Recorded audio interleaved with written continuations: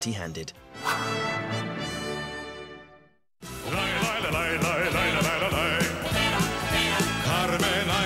I think if you're going to lose Eurovision, you should lose properly. In style. There's something rather wonderful about it getting nil point, isn't there? Yeah. We didn't quite get there, did we? No, we didn't. If you're going to enter Eurovision and you're not going to win, you've got to go balls to the wall. Let's get zero, guys. Let's nail this. Let's all get all bagels, because people are going to remember that. They're going to see those guys. They were so rubbish.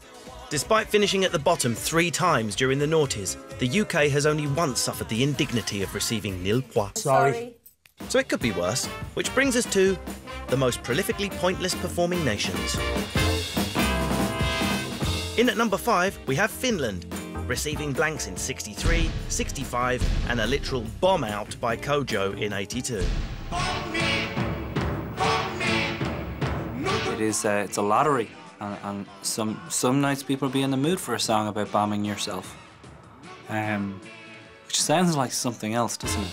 Joining its Scandinavian friends, it's Switzerland at number 4, relegated to nil in 64, 67, and in 1998 with a song that ended up pointless with a singer who looked topless. I think the reason she got nil point is apparently she's revealing the wrong half. I mean, Buck Fizz got it right. This is fine. No. Breaking into the top 3 is Austria, failing to score in 62, 88, and who could forget that mulleted vision in purple, Thomas Vorsner from 1991. I wish I could. Of course they deserve to get no points. It was a man wearing parachute pants off of MC Hammer and a mullet. Good mullet, though. Creeping in at number 2 is Spain, lacking any scores in 62, 65, and in 1983 with an entry entitled Where's My Boat? Nil point because A, she's dressed like a magic eye, and B, she's singing about the fact she's lost her boat. People have no sympathy for somebody going, "Where's my boat?" You own a boat. You're in good shape. And the most prolifically pointless nation with a shameful 4 nil point is Norway! Norway! Yes way. In 1963, 1981 and 1997. But Norway's most celebrated nil point came from the legendary Jan Tegan. His entry from 1978, Mil et mil, translation bag of shite, really was a work of unparalleled genius. Thank you, Norway, for being worse than us in every conceivable way, apart from Javine's boob. So, you know, Britain shouldn't feel too bad. There's always Norway. OK, so what have we learnt so far in our How to Win Eurovision guide? Steer clear of rap, reggae and yodelling, make a good first impression, make sure you sing in tune, or you may end up in our Hall of Shame. But there's still a lot to learn, so let's crack on. OK, so maybe there is some musical credibility to this song contest. I mean, you have to at least be in tune, but beyond that, it's all utter rubbish. No, Greg, come on, there are more positive things you can say about it than that. The outfits, that awkward banter in between the acts. OK, well, there is one thing I could say, and that's at the end of the contest, there's an honest and free vote, unhindered by prejudice, politics or national boundaries. Well, the whole thing is a shining example of democracy. It's togetherness, it's great. Well, it's half democratic. What? It's a sort of 50-50 thing. What do you mean? Great democracies like Russia and Azerbaijan at the heart of the contest. You're telling me it's not a real vote? Hey, man, what is reality, If we want to win again, I think we need other countries to like us, so don't invade Iraq again. I think you can look at Eurovision and our history in Eurovision and you kind of see the political history of Europe. The evil spectre of block voting. The evil spectre of block voting has put a filthy stain on modern-day Euro relations that no amount of bad singing and shiny outfits can help remove. Neighbouring countries in Central and Eastern Europe created a voting cartel, leaving the UK out of the picture. Oh, I'm getting angry just thinking about it. There's the old enemies, the Vikings. 12 points to our dear, dear neighbours. Norway. Norway! 12 points! The Warsaw Pact. You can guess who I'm talking about. about. Oh, yes, we can. Ruslan, Ukraine, 12 points! Greece and Cyprus. No, you're not going to do it. And finally, Cyprus gives 12 points to Greece. And of course, the new twin evil empires of the Baltics 12 points go to Latvia. and the Balkans. 12 points to Serbia. You don't know whether to laugh or cry, do you? But maybe they've got the right idea. Yeah, do what Yugoslavia did and just chop the country up into nice small pieces. It must be weird as a big country like Britain watching them get democracy and think that's great, but that's an extra opponent for Eurovision. It's gonna kick us in the dick when it comes to Eurovision, that is.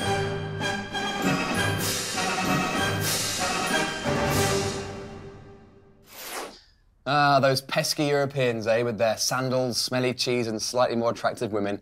I can see through their game. Yeah, spot on, Greg. But we do have a secret weapon in our quest for Eurovision glory. Oh, what's that then? Well, I'm not being funny, but at the end of the day, we speak proper English. Is it though? When I was 10, I had to sing Jingle Bells in Spanish in front of my entire school, which is din don dan, vamos a Belém, ha nacido niño que se rece todo bien, hey. And then I was bullied for years afterwards, quite rightly so. My point is, sing in your own language. Yes, we know some foreign languages sound the same forwards as they do backwards.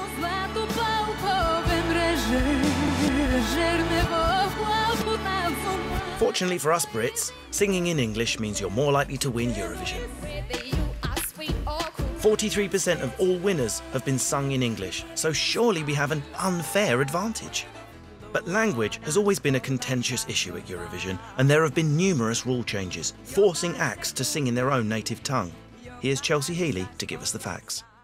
You would have thought that everyone would have sung in English, wouldn't you? Mind you, no, I don't know. Just so everyone else understands, because isn't English the first language? Everywhere or not? Thanks for clearing that up, Chelsea. Here's our actual history of Eurovision language rule changes. In the early years, it was free and easy. Sing in whatever language you like, man, Eurovision. Ciao, bambina. In 1966, a restriction was put in place, meaning countries had to sing in their native language, opening our ears to some beautiful sounds like these. Ja, stopp, vi slänger gå. Jag vet om en gammal man, en som har levt länge.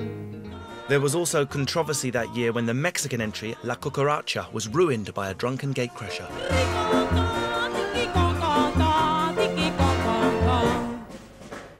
In 1973, the restriction was lifted and multilingual madness ensued. The Belgians showed a flair for linguistics using 3 languages. Oh, baby, baby, I love you. Yo te quiero. Oui, mon amour. The Finnish were less adventurous with this number. That's how it goes. But as always, those crazy Norwegians took it to the limit with this mix of clever wordplay and facial hair, which featured no fewer than 13 languages. When we pair together, it's just a game. It's a game. It's a game of girl and boyness. I've never competed in a game of girl and boyness, but I'm open to new experiences. But in 1976, disaster struck. The English language suffered a beating in Holland it would never recover from, and once more, facial hair played a role.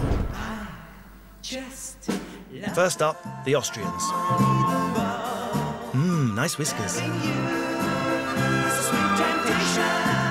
Then the Finnish ruined it for everyone with this ode to a bit of bump and grind performed by Hippo of Love, Freddie and his friends. Big lad indeed. I used to love watching beautiful girls come by in my time.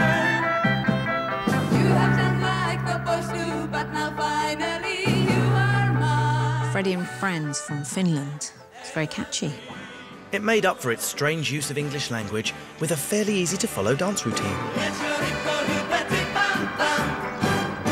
Make my hips go hippity bump, bump, bump, bump. Like people were doing it at parties.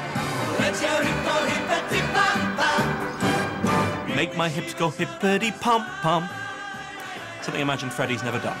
I think the moves really added to the chorus because it really said what they were talking about. I mean, it's like a perfect illustration.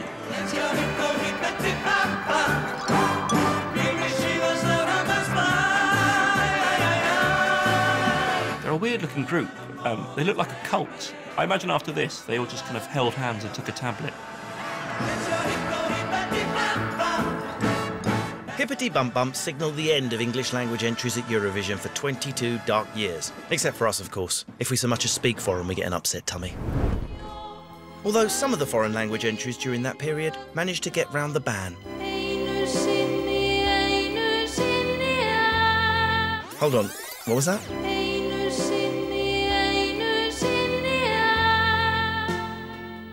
Annuals in the air, annuals.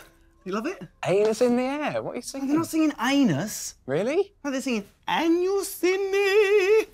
Annuals in the is Icelandic. It's a song about arses. No, that's Iceland for you. At least they were using real words. Annuals in the is a real word, as opposed to some acts which seem to make it up as they go along. For the next part of our How to Win Eurovision language guide, let's see if you can guess what this lot are on about. Was it something about wearing a man bag? Worked it out yet? Nah, didn't think so. Because it's complete poppycock. Treble singing Amam Danda. It's not Dutch, it's double Dutch. It's a language they invented themselves. That's right, in a novel, if slightly bizarre turn, some countries have decided to forsake traditional European languages and just wing it.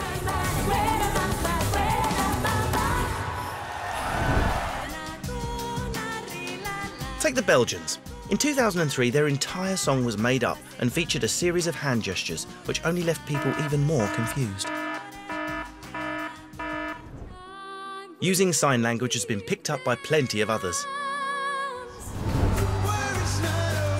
Latvia's entry in 2005, The War Is Not Over, used hand signals for the deaf.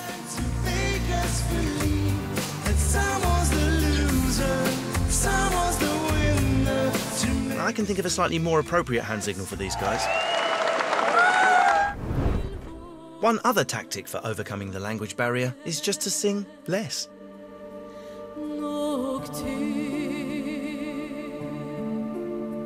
Norway's 1995 entry, Nocturne, featured hardly any words at all, and it won. Nocturne's a bizarre song. It's like she puts you on hold midway through. She says a bit and then goes, I'll be back with you in 2 minutes, but now listen to this. Actually, I was watching that Eurovision. During the violin solo, she popped round my house to use the loo and still had enough time to get back and finish the song.